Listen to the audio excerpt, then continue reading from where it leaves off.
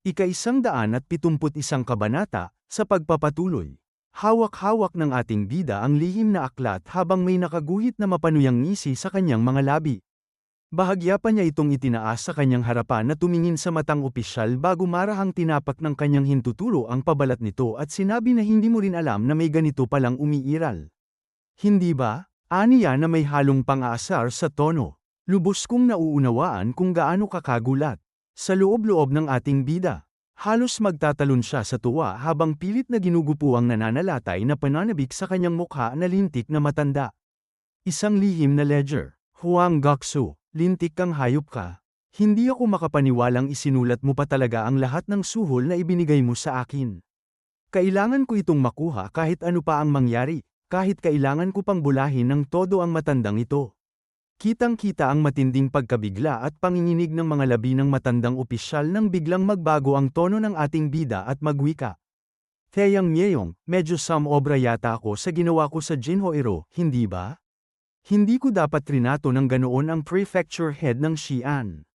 Mabilis na umiling-iling ang matandang opisyal, bahagyang kumawala ang pilit at pawisang ngiti sa kanyang mukha habang halos magmakaawa ang nanlalamig niyang boses na sinabi na ano. Huwag mong sabihin yan. Sigurado akong may sapat at matuwid kang dahilan. Lalong lumawak ang tawa sa mukha ng bida, bahagyang komandat at sinabi, talaga. Kung sinasabi mong ayos lang, edi hindi na ako mag-aalala. Pilit na tumawa ang opisyal, bagamat halatang napapanginig ang kanyang panga sa matinding kaba na sinabi na hahaha, syempre. Syempre naman, muling nagsalita ang bida. Ngunit sa pagkakataong ito ay unti-unting naging seryoso ang kanyang titig at umayos ang kanyang tindig. Kung ganoon, dama ko na tayo sa tunay kong pakay. May perang nakadeposito ako sa Dungrim Merchant Guild. Bahagyang nanlaki ang mga mata ng matandang opisyal habang napahawak sa kanyang kamay at sinabi na pera. Pero may mga lintik na bastardo na nagnakaw nito kaya napakalaki ng naging pagkawala ko, malamig na dugtong ng ating bida habang nakatitig ng diretso sa mga mata ng opisyal. Unti-unting tumulo ang malalamig na patak ng pawis mula sa noo ng matandang opisyal pababa sa kanyang panga habang sinasabi niya sa kanyang isip, bakit niya sinasabi sa akin ang tungkol dito? Anong maitim na balak ng demonyong ito? Kumikinang ang paligid ng ating bida habang itinataas ang kanyang kamay na sinabi na sa pagtingin ko sa lihim na talaan. Napakaraming taong tumanggap ng suhol. Hindi ko naman kayang isa-isahin silang hanapin. Kaya naisip ko na baka ikaw, na malapit ang ugnayan sa Dungrim Merchant Guild, ang maaaring bumawi sa mga nawala sa akin gamit ang mga suhol na tinanggap mo mula sa kanila. Sa loob-loob ng matandang opisyal, labis na itong naiinis at halos sumabog ang dibdib sa galit habang sinasabi niya sa kanyang isip na baliw na Daoistang ito. Nanggigipit ka pa talaga, habang napapahawak sa kanyang dibdib ang matandang opisyal upang pakalmein ang sarili. Masayang natatawa ang ating bida. Napakaswerte kung nakilala kita sa tamang pagkakataon. Ha. Pumikit ng mariin ang matandang opisyal at sinabi sa kanyang isip na kumalma ka. Kapag ipinagpalat ko ito sa lihim na talaan, hindi naman ako malulugi kung makakaligtas ang leeg ko. Tumawa ang ating bida habang idinaragdag ang kanyang huling hirit. Sa simula pa lang, sapat na sigurong pambawi sa mga nawala sa akin ang 10,000 payong na lupain sa Dongqian, hindi ba? Muling nagulantang ang matandang opisyal at napahawak sa ulo habang nanginginig ang mga mata sa matinding panggigigil at sinasabi sa kanyang isip na sakim na Daoistang ito. Dagdag pa niya sa isip na hindi man kalakihan ang lupain, ngunit kumukuha ng placer gold sa mga kalapit na ilog. At gusto niyang ibigay ko sa kanya ang lupang hindi man lang maihahambing ang halaga sa karaniwang 10,000 payong. Hindi na niya napigilan ang sarili at malakas na napasigaw, imposible yan. Sinabi naman ng ating bida habang nagkibit balikat, talaga.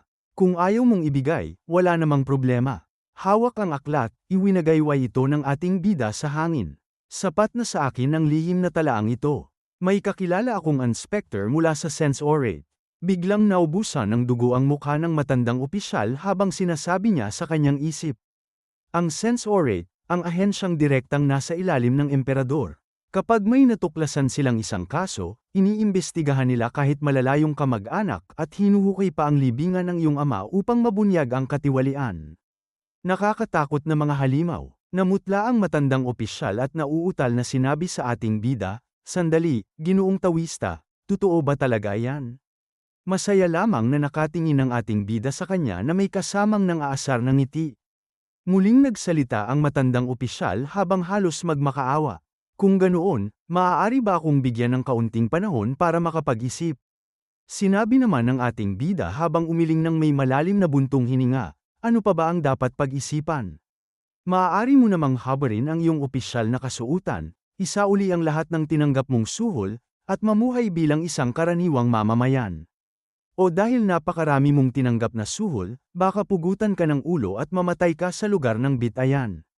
Naglakad ang ating bida habang sinasabi, kung ganoon, mauuna na ako. Mabilis na napaluhod at hinawakan ng matandang opisyal ang damit ng ating bida habang bakas ang matinding takot sa kanyang mukha. Ginoong Tawista. Teka, sandali lang. Tiningnan siya ng ating bida at itinaboy ng bahagya ang kamay nito habang natawa. Ano ang ginagawa mo? Bitawan mo ako. Sa nakita ko sa loob, napakaraming pangalan ang nakalista roon. Sisihin mo ang sarili mong katangahan sa pagtatapo ng isang lihim na talaang napakaraming mapapakinabangan. Mariing napapikit ang matandang opisyal at tuluyang sumuko sa panggigipit. Dakilang bayani. Ibibigay ko na sayo, ang lupain sa Dongchian. Ibibigay ko sayo ang lupain sa Dongchian. Nagmamadali nitong iniabot ang isang kasulatan sa papel. Habang tinatanggap yon ng nakangisi, sinabi ng ating bida, kita mo. Dapat noon mo pa ibinigay sa akin, hindi ba?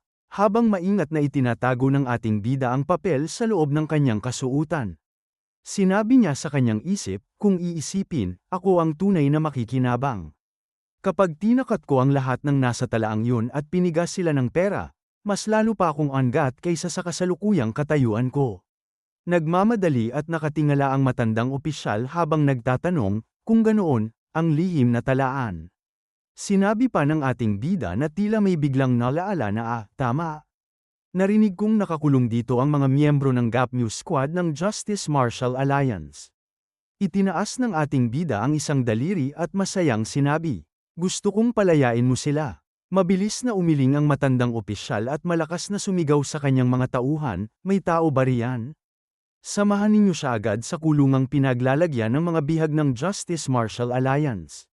Biglang umamo ang mukha ng matandang opisyal at pilit nang umingiti habang muli niyang sinabi, kung ganoon, ang lihim na talaan. Sinabi naman ng ating bida dito na hoy, bakit ka nagmamadali? Hindi pa huli ang lahat para ibigay ko yun sa iyo pagkatapos kong matiyak na ligtas ang mga bata ko. Dagdag pa ng ating bida habang tumatawa, hindi ba? Hehe, napasalubong ang kilay ng matandang opisyal at pilit na napangisi habang sinabi, oo. Siyempre, ngunit sa kanyang isip ay sinabi niya, lintik na bastardo. Nilalaro mo lang ako. Lumipat ang eksena sa madilim na kulungan kung saan nakakulong sina Chang Ho, Chang Sang. At ang iba pa nilang kasamahan na hinuli ng matandang opisyal. Napabuntong hininga si Namgang Changwi habang nakasandal sa malamig na pader at sinabi, seryoso, hanggang kailan ba tayo mananatiling ganito? Napahawak naman si Chang Ho sa kanyang tiyan at napasabi, gutom na ako. Napatingin naman ang babae sa labas sa mga bantay, at nagulat ang mga ito nang makarinig ng nagmamadaling mga yabag. Nagtataka ang babae nang makita niyang binubuksan ang kandado habang sinabi niya sa kanyang isip. Nakarating na ba ang sulat sa Justice Martial Alliance? Imposible yun. Makikita ang anino ng ating bida sa liwanag ng kandila habang marahang lumalapit. Nang bumukas ang pintuan ng kulungan, natulala silang lahat sa kanilang nakita. Maluha-luha si Chang Ho, samantalang nanlaki ang mga mata ni Chang Sang sa matinding pagkagulat. At sabay-sabay silang napasigaw ng napakalakas, Uncle Master. Ngumiti ang ating bida at mahinahong sinabi, mabuti naman at ligtas kayong lahat. Makikita naman si Woon M na nakaposas ang dalawang kamay habang masayang itinaas ang mga ito at sinabi, Jin mo, ang bilis mong dumating. Nagulat ang ating bida at napasigaw ng kumunat ang kanyang noo, hoy. Bakit ka nandito? Kaya pala hindi kita mahanap. Inutusan lang kitang ayusin ang sitwasyon. Paano ka pati nahuli? Napatingin naman ang ating bida kay Chang Ho na umiiyak nang makita siya. Pagkatapos ay tumingin siya sa matandang opisyal at sinabi, pinuno ng prefecture, mukhang nalinawan na ang lahat ng hindi pagkakaunawaan, kaya maaari mo nang alisin ang mga posas na yan. Tumugon ang matandang opisyal habang mabilis na yumuyuko. Oo, syempre. Matapos kong marinig ang mga salita ni Jinmo, kusa nang naayos ang lahat ng hindi pagkakaunawaan. Flang, ilang sandali pa, makikita ang mga posas na bumagsak sa maruming sahig.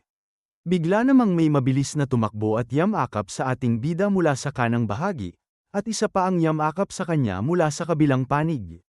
Sabay na sinabi ng dalawa sa ating bida, Uncle Master, miss na miss ka na namin. Uncle Master, paano mo nalaman na narito kami? Ha, sumagot ang ating bida habang pilit na itinutulak ang mga mukha ng dalawa palayo, bitawan ninyo muna ako bago kayo magsalita. May sarili akong paraan, mga bata. Pagkatapos ay tumingin ang ating bida sa matandang opisyal at sinabi, kung ganoon, aalis na kami. Nauutal at pinagpapawisan ang matandang opisyal habang tumutugon at humahabol ng tingin, hindi. May kailangan pa tayong pag-usapan. Ngumisi ang ating bida at sinabi, babalik ako makalipas ang 3 araw. Kung ayaw mo, ang mga inspector na lang ang bibisita. Lalo pang pinagpawisan ang matandang opisyal at nauutal na sinabi, hindi. Makalipas ang 3 araw. Siguradong magkikita tayo sa araw na yon. Maghihintay ako gaano man katagal. Ha. At habang nakatingin ang ating bida sa matandang opisyal habang naglalakad palayo, napansin niyang kumikislap ang mga mata nito sa pag-asa, ngunit bakas pa rin ang matinding kaba at takot sa kanyang mukha. Sinabi ng ating bida sa kanyang isip, sinasabi ng mga mata niya, siguraduhin mong dala mo ang lihim na talaan sa pagbabalik mo. Nakangisi ang ating bida habang papaalis. Bago tuluyang umalis, lumingon pa siya sa matandang opisyal at pinagmasdan ang desperadong mukha nito habang sinasabi sa kanyang isip, Taeyang Yeong, malaki ang pagkakamali mo. Hindi ko kailanman sinabi na ibibigay ko yun sa'yo. Habang papaalis na sila, kamakaway at humahabol pa ang matandang opisyal habang sinasabi sa kanya. Bumalik ka ulit, Jinmo. Kailangan mong bumalik.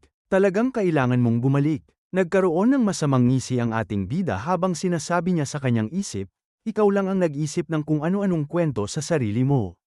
Pinasigaw pa ng matandang opisyal mula sa malayo, maghihintay ako. Muling sinabi ng ating bida sa kanyang isip habang napaiiling, bakit ko naman ibibigay yun sa iyo? Lumipat ang eksena sa maliwanag na lansangan ng bayan. Masayang lumapit ang babae sa tabi ng bida at taos-pusong sinabi, dahil sa iyo, nakalaya kami kaagad. Jinmo, maraming salamat. Napatingin naman ang ating bida sa kanya at sinabi, wala yon. Siya nga pala, binibining Jegal, marami ka bang alam tungkol sa sitwasyon sa prefecture ng Xi'an? Sumagot ang babae habang mahinahong nagpapaliwanag, ang tanggapan ng prefecture ang namamahala sa administrasyon, ngunit ang regional military commander ang may kontrol sa hukbo. Magkaiba ang kanilang mga tungkulin, ngunit madalas silang nagkakasalungatan. Ang regional military commander din ang nagsasagawa ng mga investigasyon at inspeksyon laban sa katiwalian sa lugar. Tumango ang ating bida at sinabi, naiintindihan ko. Pagkatapos ay tahimik na naglakad ang ating bida habang naiisip ang matandang opisyal at sinabi sa kanyang sarili, maaaring gusto ko ang mga taong tusaw at marunong dumiskarte, pero hindi ako nagtitiwala sa kanila. Lalo na sa isang taong gaya ni Taeyang Yeong. Ngayon ay nakangisi siya dahil sa lihim na talaan, ngunit hinding-hindi niya malilimutan ang pagkawala na dinanas niya. Tiyak na maghihiganti siya balang araw. Sandaling nag-isip ang ating bida at kumislap ang kanyang mga mata habang sinasabi sa kanyang sarili, kung ganoon, ang regional military commander na namamahala sa hukbo ay siya ring responsable sa mga inspeksyon. Nakangisi siya ng mapanlikha habang sinasabi pa sa kanyang sarili, para maprotektahan ang lupain na may placer gold at ang 40 gintong bara. Kailangan kong tuluyan siyang pabagsakin. Napansin ni Chang Sang ang saya sa mukha ng bida kaya nakangiti itong nagsalita, Uncle Master, parang masaya ka yata. Ngumiti ang ating bida at napakamot sa kanyang batok habang sinasabi, halata ba? May magandang nangyari kasi. Makikita naman si Namgang Changwi sa likuran na nakakunot ang noo habang nakatingin sa ating bida. Na may halatang naiinis at nagdududang ekspresyon sa kanyang mukha. At dito na po nagtatapos ang ika-171 kabanata.